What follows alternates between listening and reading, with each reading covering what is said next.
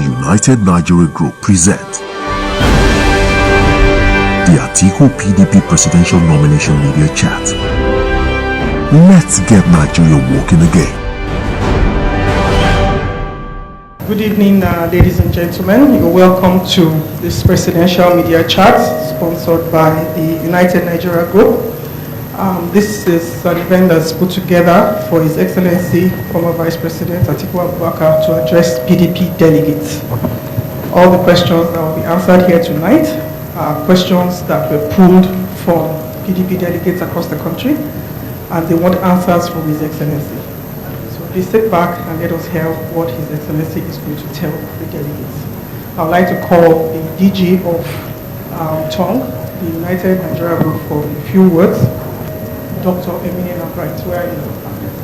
Your Excellency, the former Vice President of the Federal Republic of Nigeria, Waziri Adamawa,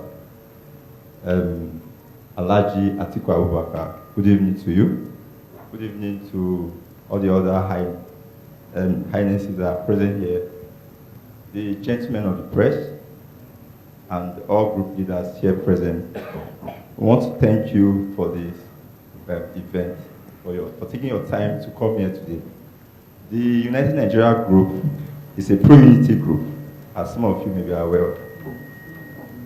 And we all know the times that we are in. The elections are coming, especially the primaries. His Excellency, no doubt, is one of the forerunners of the People's Democratic Party. He's done a lot of things. He's turned around a lot of things. And the questions that are being asked really are general questions, but in a bid to contribute our part as a group, we went ahead to do a survey amongst the delegates in Nigeria to find out specifically what they want from a presidential aspirant, vis-a-vis His Excellency Alhaji Atiku Abubakar. This event is to provide a platform for His Excellency to provide answers to those questions. We do hope that you enjoy that at the end of this event, there won't be any doubts as it concerns the questions that will be posed. Once again, you're all welcome. Thank you. Thank you very much. A round of applause for Dr. Bright.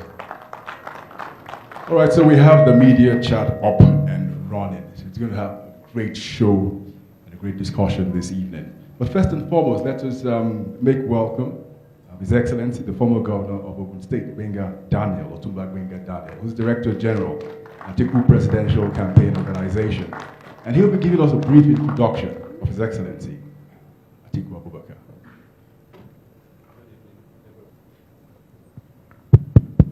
The assignment is very simple. To introduce our guest tonight. Our guest tonight is somebody that we all know and we're very conversant with. But without that, you permit me to say that if you look at what we can describe as the golden years of the current political experiment since 1999, everybody agrees that between 1999 and 2007 probably is the best that we've had. And of course, you must know that the brain behind some of those works that happened at that time is no other person than our guest. Of course, quite a number of questions will come, and I hope some of these questions will come in that process. But today, it's my humble disposition to present to you the person I like to describe as the man of the moment. By the special grace of God, the incoming President of the Federal Republic. Somebody who has shown the way he has carried himself, that he's a true Nigerian in all ramifications. Somebody who has shown by his antecedents that the biggest challenges we have in our country, which has to do with jobs and jobs and jobs, is something that he's conversant with. And somebody who has shown that he understands this economy, which is also part of the challenges we have. Without much ado, I know you are hungry to ask your questions. It is my privilege to introduce to you and to present to you His Excellency Atiku Abubakar, Grand Commander of the Order of the Niger and the Waziri of Adawa. Your Excellency, you are most welcome. Thank you very much. Round of applause for His Excellency, the former Governor of Ogun State, as well as Director General of Atiku Abubakar Presidential Campaign Organization. All right, my name is Aoro Obo. I'm a journalist with Silverbird TV. I've been doing this for over 10 years. And I'm going to moderate this event together with a bright bunch of journalists who are going to introduce themselves, and we'll be asking questions for the next 1 hour. Good evening, everyone. My name is Salamatu Ibrahim, and I work with AIT. Good evening, Your Excellency, and good evening, everyone. My name is Dixon Irebu. I anchor Nigeria Right Now. Good evening, sir. My name is Niyo Odobody from The Punch. Good evening, sir. Good evening, everybody. My name is Ashifa Morone from Premium Times. Good evening, Your Excellency. Good evening, everyone. I'm Hamza Idris, the Group Politics Editor of the Daily Trust newspaper. Well, a round of applause for the journalists here, nevertheless. So we have a crack squad here, but it's a media chat, so we're going to be having very frank discussions with His Excellency here. Always love to have to eat the frog first in the morning. The most important question, which all the delegates here and supporters of His Excellency and aspirant rather, with the People's Democratic Party, Atiku Abubakar. It's a question everyone will ask you when you wake up in the morning, and you ask yourself every day when you go to bed. Why do you want to be president of the Federal Republic of Nigeria? What do you tell the delegates when they ask you? Thank you very much. Good evening, everybody. I want the job of the President of the Federal Republic of Nigeria because more than any other time since the return of democracy, I think we need a leadership that has the experience, that has the capacity, and that has the know-how to turn things around. And our most challenging issue as a country today is the issue of unemployment and creation of jobs, followed by resolution of our partnership, our federation, and then the unity of the country and security. I believe I am more suitable to confront this challenge because look at it. As a civil servant, I have worked for 20 years in the federal bureaucracy. As a politician, I served successfully for 8 years as the vice president. And in that position, I chaired the economic team of that administration and brought so many innovative, changes in our administration that led to creation of jobs, thousands of jobs, a creation of wealth and prosperity, and relative peace, and unity and stability. Again, if you go back to my private sector experience, I have been a farmer and still a farmer, and I'm still an industrialist and also a creator of so many jobs. I have created thousands of jobs. And I think if you put together all these experiences, that gives me advantage over some of my contemporaries. Not that they don't have something to put on the table. Each and every one of them has something to put on the table. But some can put more on the table than others. So I believe this country requires all the things that are enumerated. This is one of the, in fact, since the Civil War, I have not seen Nigeria in such a bad shape. Our unemployment rate is the highest. Over 12 million young men and women unemployed is the highest. Our growth is at its lowest ebb. When this administration took over, we were growing at the GDP between 6 to 7%. They took it over and crashed it completely. We went into recession. We are trying to come out of the recession at about 1.6, growth. consider the growth of our population, which is more than 3%. So any country that is economic growth is below, its population growth is in a danger. That is the danger that is facing our country today. So anybody who can come and lift up our economy to a level where our GDP growth will surpass, our population growth, I think is the leader we should, at this point in time, support and give him the opportunity to lead our country out of this crisis. And look at, the park. I think I have got more on the table to offer.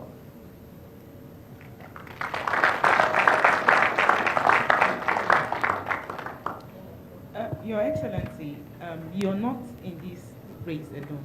There are 13 other contenders for the presidential ticket of the PDP. Now, why should PDP delegates vote for you? Well, this is very much a question that is similar to the first question.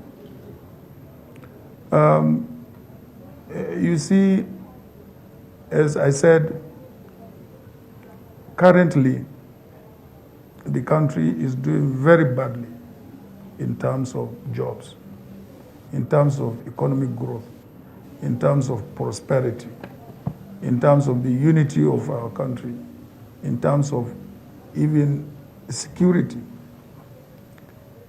I believe I have the experience and the capacity to deal with these issues more than any one of them, because I have dealt with them before.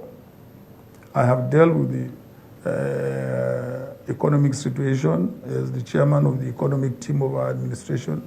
I assembled the best economic team, and with that, we went to work, and everybody can testify what we have done, during those 8 years.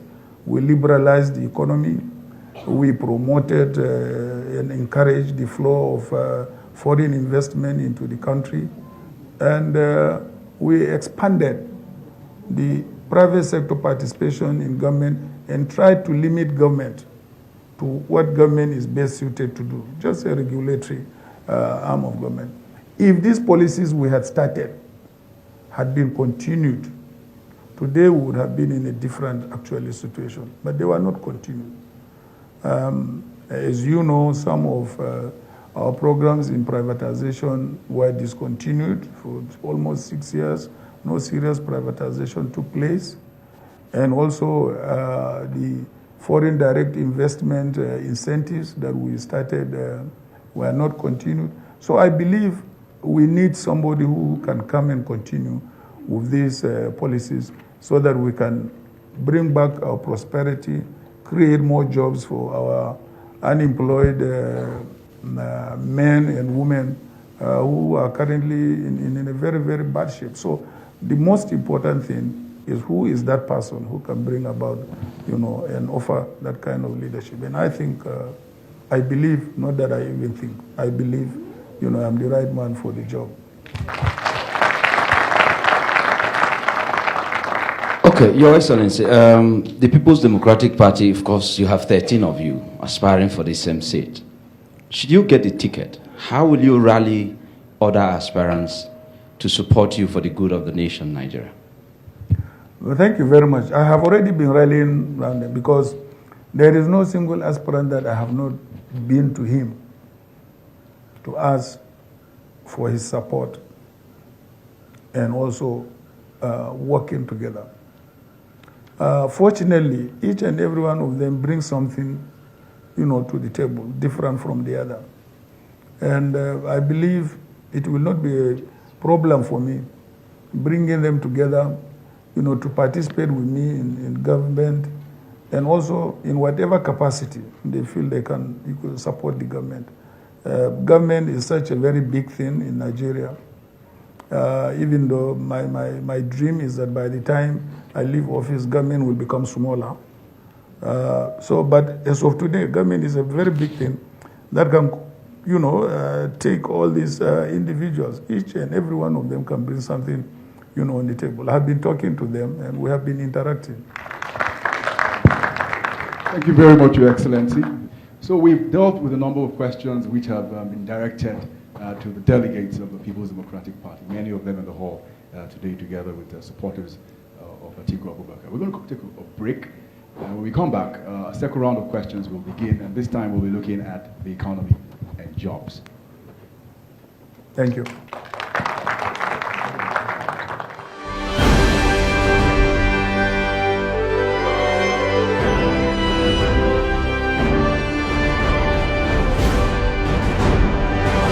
It's your first day in office as the new president of Nigeria. What do you do? Big question. Completely hypothetically speaking. Well, first of all is... Day one, what do you do? Well, I have to set up the right cabinet to help me govern. That's day one. Okay. Yes. Cabinet on day one. That alone will go down well, I think.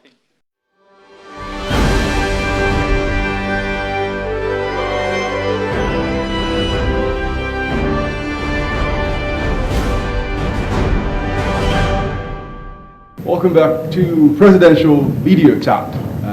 His Excellency, former Vice President Atiku Abubakar, will be having questions directed at delegates of the People's Democratic Party.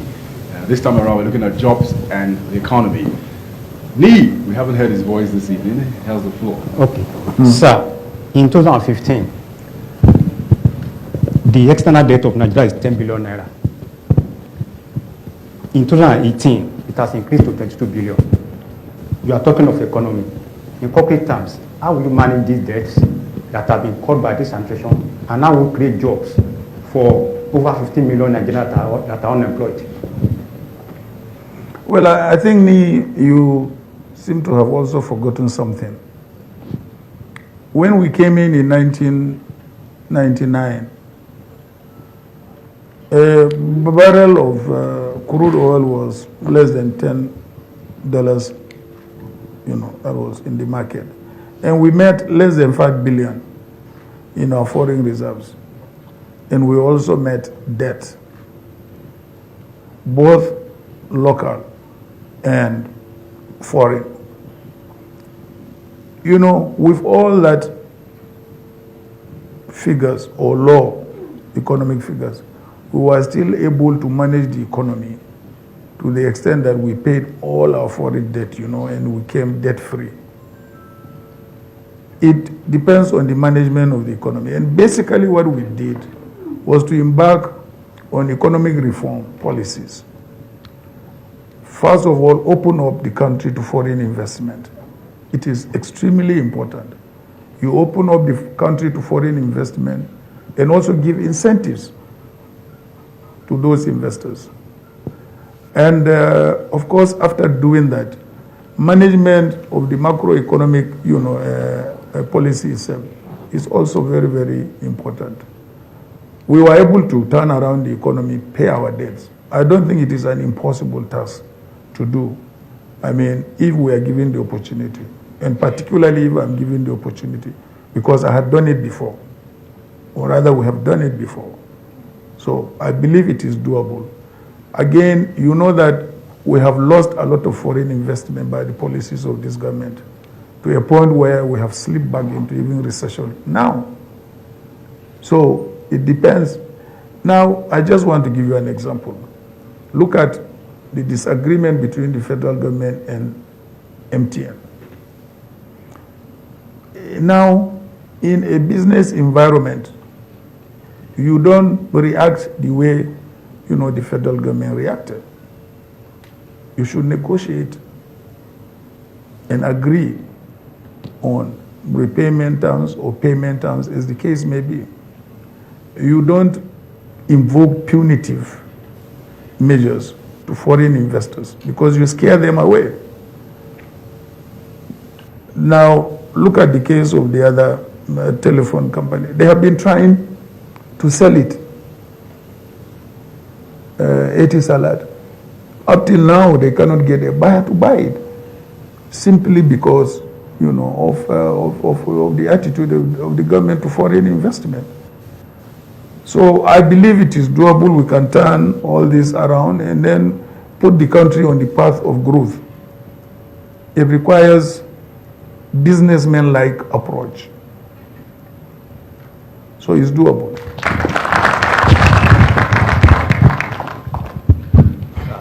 The delegates would like to know your vision for development on each geographical zone. Each of the geopolitical zones. Now, actually, this goes again to restructuring of the polity. Unless you restructure the polity and you devolve more powers and resources to the political zones, you are not likely to see much. And if you concentrate all the powers in the hands of the federal government, which we have seen has not worked really, then you are going to stifle growth. You are going to stifle initiative.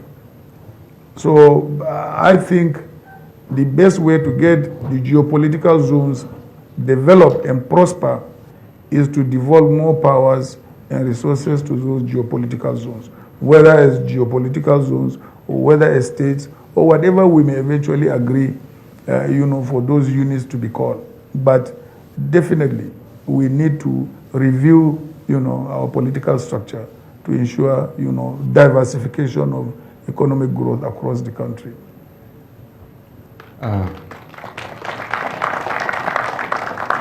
Your Excellency, everyone knows that your showcase campaign point is restructuring. It's a kind of a follow-up to what my colleague asked. And then you can't do it alone. You need the National Assembly. And every Nigerian has paid huge price in the last 3 or 4 years because of the acrimony between the executive and the legislature. This is what, within the legislature itself, it is deeply divided along regional and political lines. How do you intend to work with the National Assembly to actualize your dream of restructuring Nigeria? Thank you very much. It requires political skill.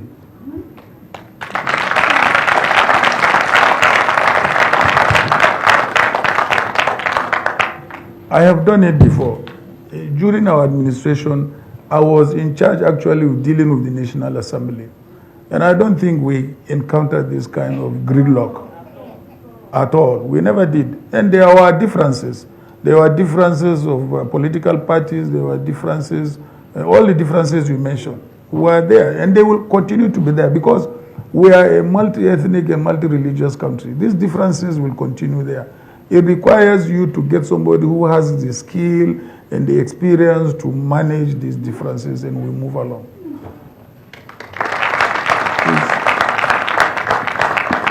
I will work perfectly well with the National Assembly to achieve those fundamental policies that I'm talking about: restructuring, economic growth, diversification, unity, security, name it. Your Excellency, we're taking you further on the issue of restructuring, and you talked about your skills. What are these political skills that you bring to the table? Do you mind bringing some of them to the fore? Well, it all depends. It's how you relate, with these members of the National Assembly. It's how you relate with them and how you sit down and negotiate with them. I have done that in our administration. I was the only one doing all that. Even when the administration was under threat or the presidency was under the threat of impeachment, I went, to negotiate, a deal out of the situation. So really these are our own, secret, ways how we deal with a diverse, group of politicians. Does that also apply, sir? Being that you're 13 of you, there are 13 of you aspiring for this same position, this political skill, how come we've not been able to see that come to the fore right now? How come we're having 13 aspirants? Okay. Let me give you an illustration. After the APC primaries, when I was in APC with the present administration, and I suggested, to the president, I said, look, Mr. President, this is the way you should go about. Call me, call XYZ, and sit down. We can give you advice. You may not have to take it, but just give us a sense of belonging. Not once. Not once. When President Obasanjo picked me as a running mate, after our convention in 1998 in Jos, and then we came and were trying to form a government, I made sure we reached out to every person who wanted to be the vice president. They are very key figures who wanted. We reached out to each and every one of them. If you cannot be in our government, can you nominate somebody who can be in our government? Some of them agreed, and they participated in the government, and some of them nominated representatives. Nothing of this sort took place here. So it requires political skill.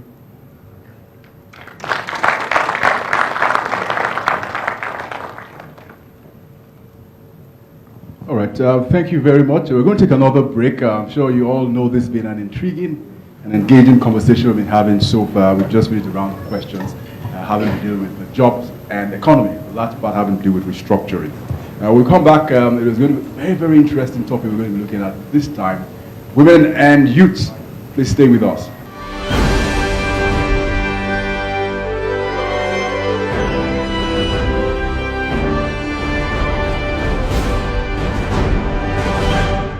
What are your biggest challenges in business in a place like Nigeria? Where is the greatest area of need, and is it being addressed? If not, how can it be addressed? Job creation is number one.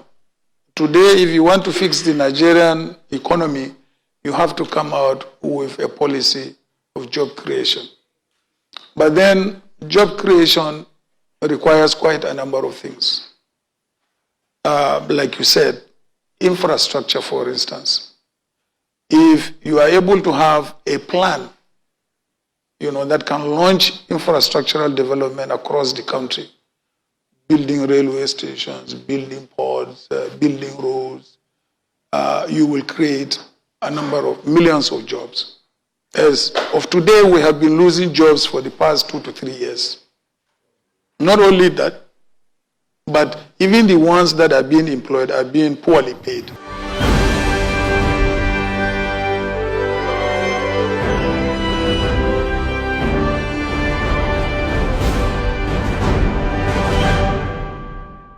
Welcome back to PDP Presidential Nomination Media Chat with His Excellency, former Vice President Atiku Abubakar. We're asking very frank and interesting questions. Engaging his responses have also been.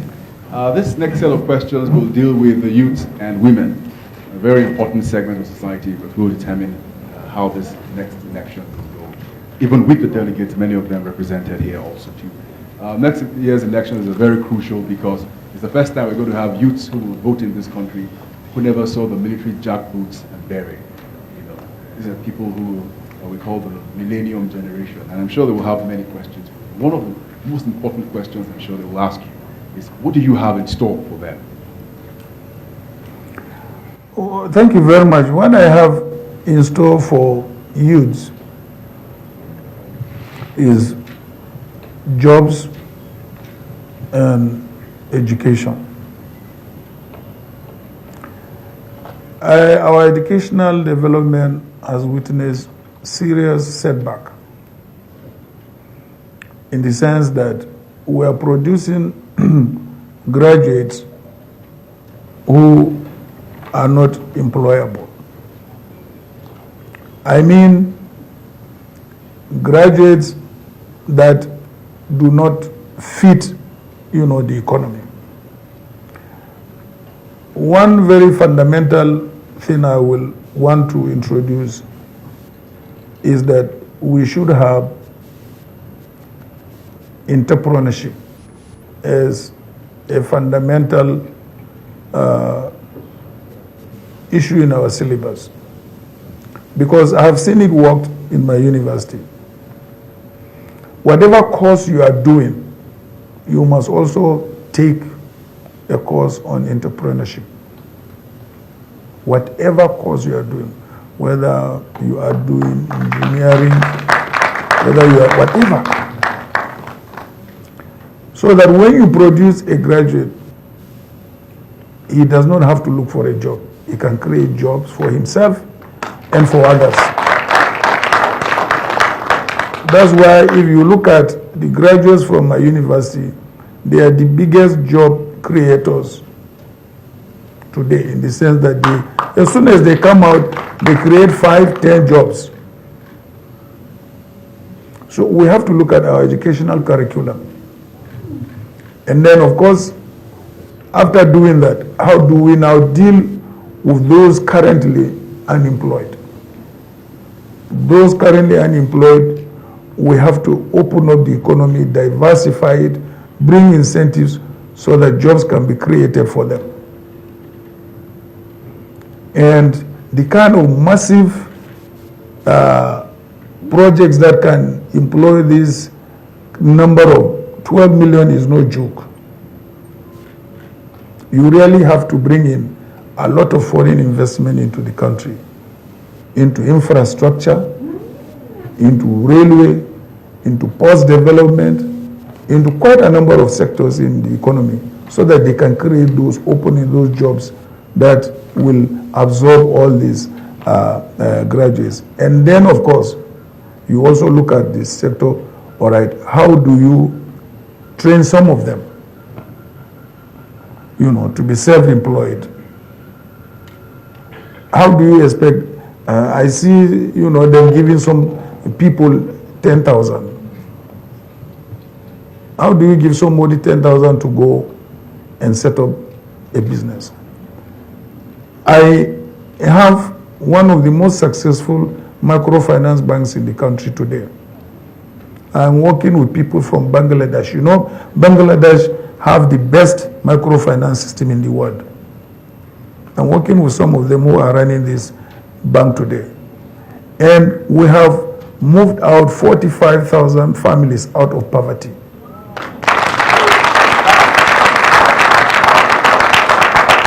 Yes. And what is the best way to move a family out of poverty? Is to empower the woman. Because, I directed the bank, I say 80% of your loan should go to women. And they have been implementing that policy. And as a result, today, we have one of the most successful microfinance banks, because women repay, and they get more, and they look after their families.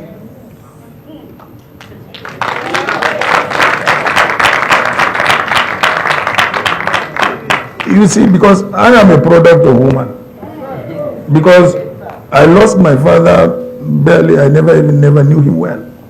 And my mother was doing all kinds of petty things to sell from the house to look after me until I became what I am. So honestly, the best policy to move people or families out of poverty is to empower women.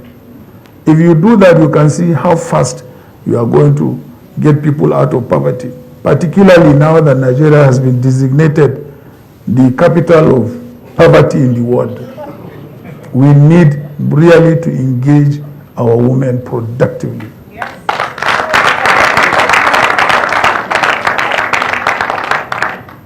Well, that brings me to the next question, and thank you. You spoke so glowingly about women. Now, one issue that is bothering the minds of a lot of Nigerians, especially those who reside in the Northeast, is the fact that perhaps there are youths who want to engage in setting entrepreneurial businesses, but do not have the opportunities to do that as a result of the insecurity in the Northeast. The problems in the Northeast are deep-rooted in poverty and huge levels of youth restiveness. Now, what will you do about the general issue of insecurity in the Northeast, such that the woman in the Northeast can take advantage of the business opportunities in that region to thrive? The general security situation in the Northeast is very, very regrettable. Honestly, I cannot understand why. I always try to look back at our history, even though now we don't teach history, but it is very, very important we come back to history.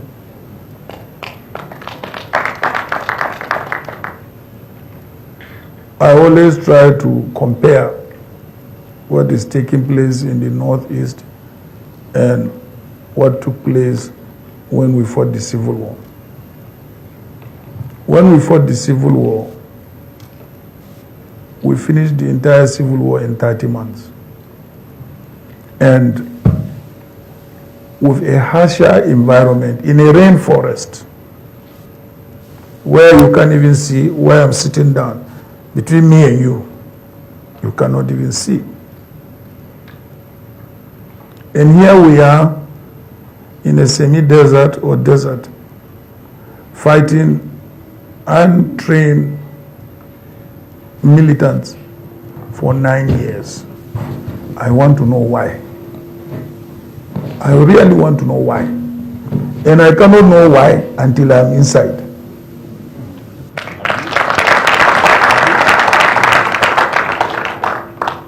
I want you also to remember when we were in office, between 2001 2002, such thing tried to come up in Yobe State, and we immediately crushed it.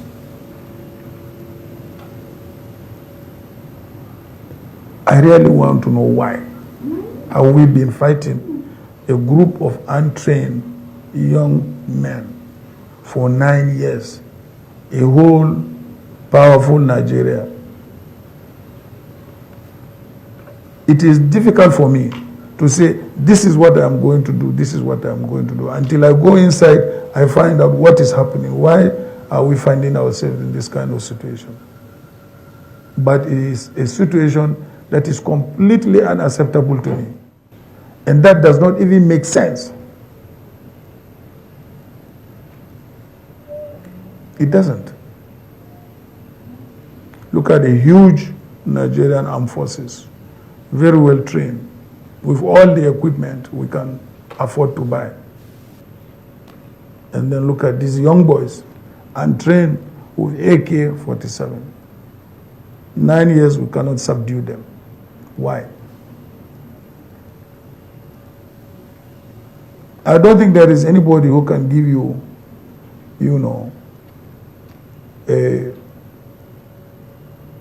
an answer to that until you get in there and you see for yourself what is happening. Something must be happening.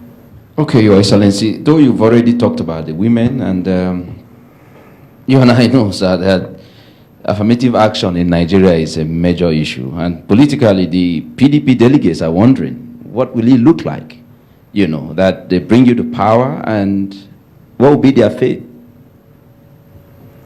Well, I can promise them as, as a candidate that I have always, supported, the growth of women. There is no doubt about that.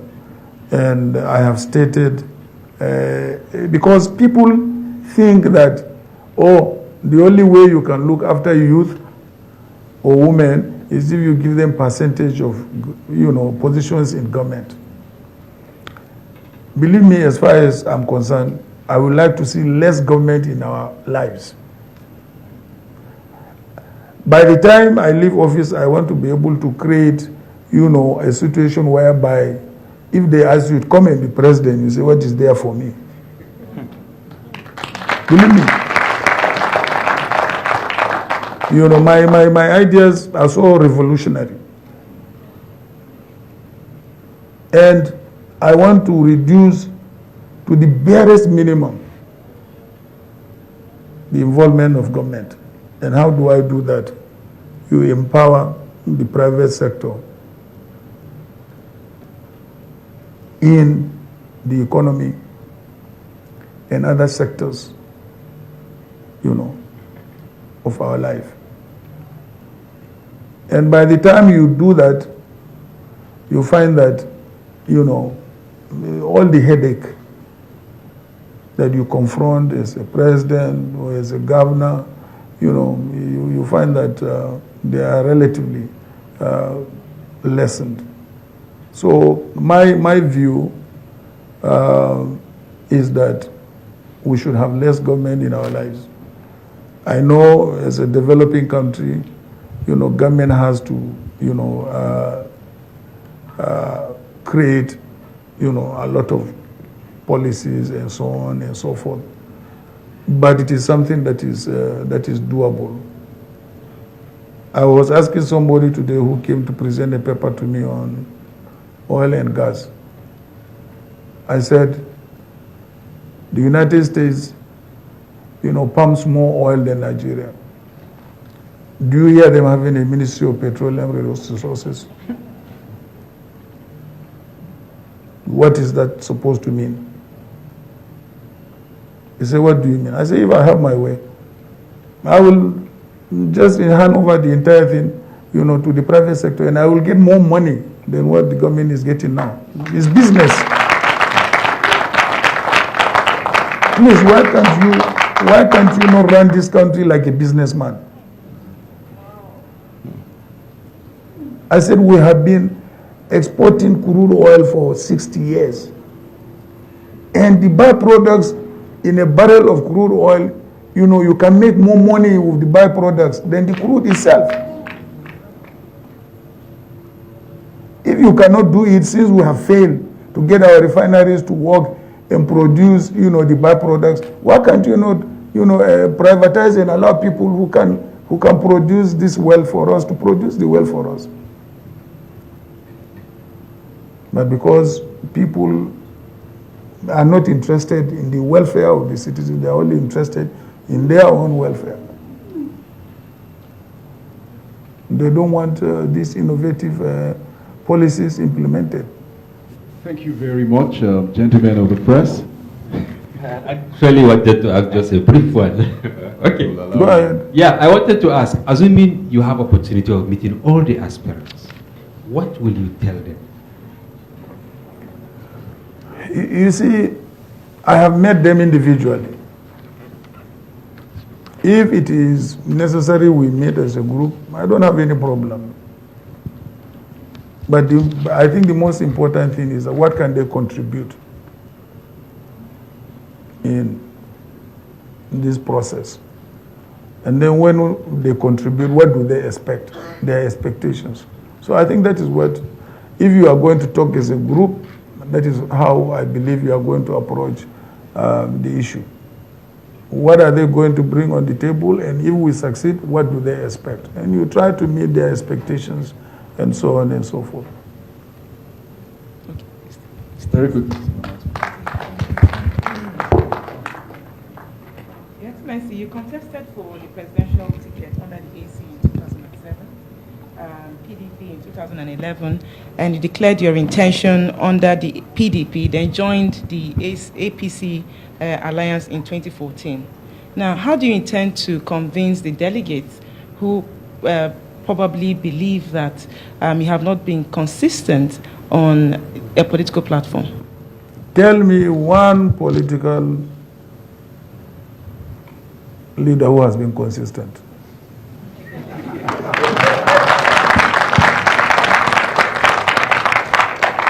All of them. No politician, none of them that has not changed party. But changing party is not the issue. Have you been consistent on what you believe in your policies? I think that's the most important thing. But changing political is part of our political development process. All right. Thank you very much. Gentlemen of the press, His Excellency, former Vice President Atiku Abubakar, as well as aspirant of the People's Democratic Party. This presidential nomination media chat, we've had incisive, frank, and also revolutionary responses. Round of applause. All right, we're going to take a quick break. We come back. Please stay with us.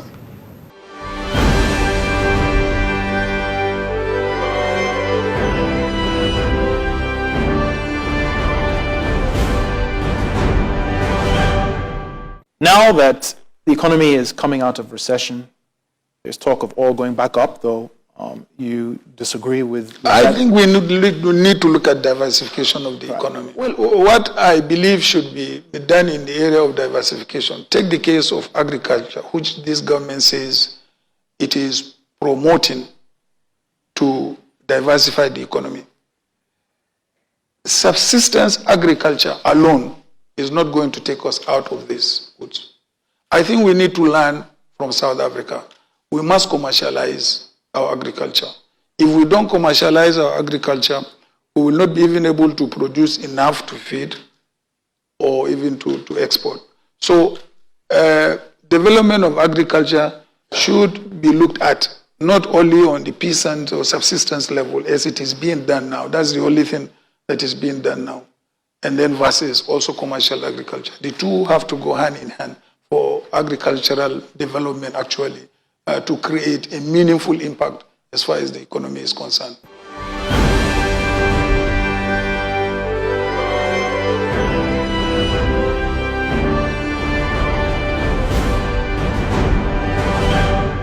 Welcome back to PDP Presidential Nomination Media Chat with His Excellency, former Vice President Atiku Abubakar, who is vying for his party's presidential ticket.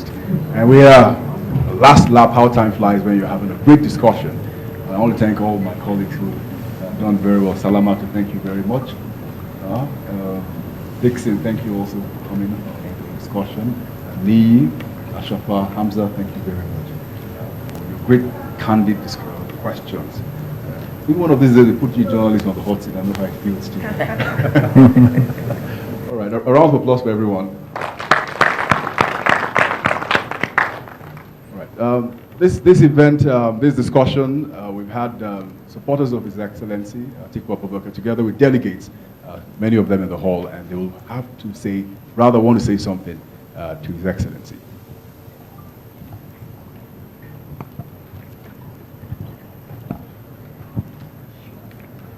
Your Excellency, distinguished guests, ladies and gentlemen, my names are Architect Suleiman Mohammed, the PDP North Central Zonal Policy Secretary. Ours today is to commend and appreciate His Excellency and wants to assure His Excellency and good Nigerians that on the 6th and 7th in Port Harcourt, PDP will make you its standard flag bearer. Thank you. Having been convinced beyond any reasonable doubt, your antecedent, your performance speaks volume. We don't need to be repeating ourselves.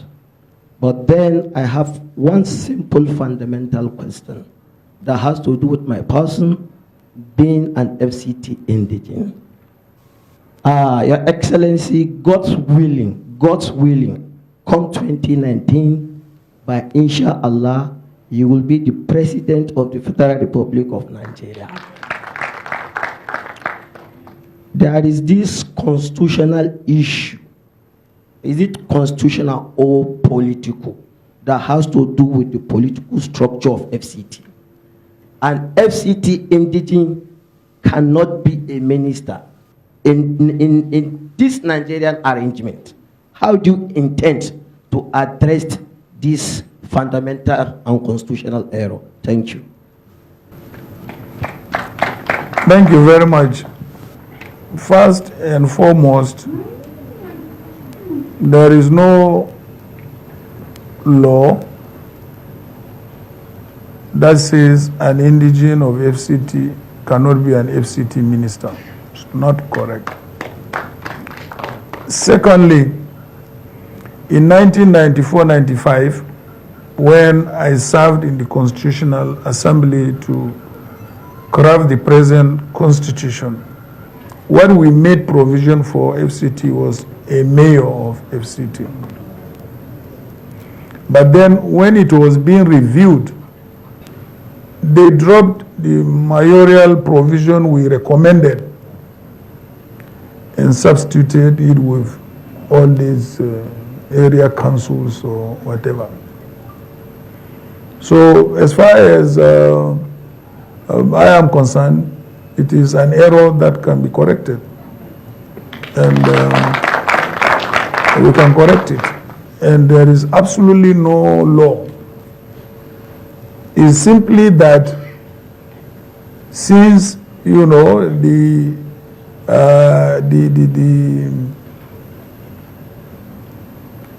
capital moved to Abuja, successive governments have been appointing the people from outside Abuja to be FCT ministers, but there is no law that stops you from appointing an FCT minister from or an indigene of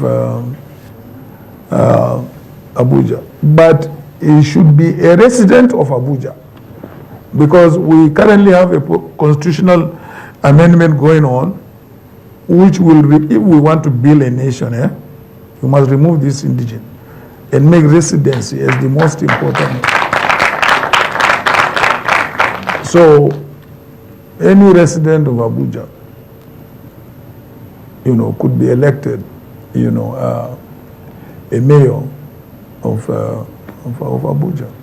All right. Thank you very much, Your Excellency, and thank you very much, everyone. This brings to an end the PDP nomination presidential media chat with Atiku Abubakar, who is vying for his party's ticket. Thank you very much. A round of applause for everyone who's been involved in wonderful.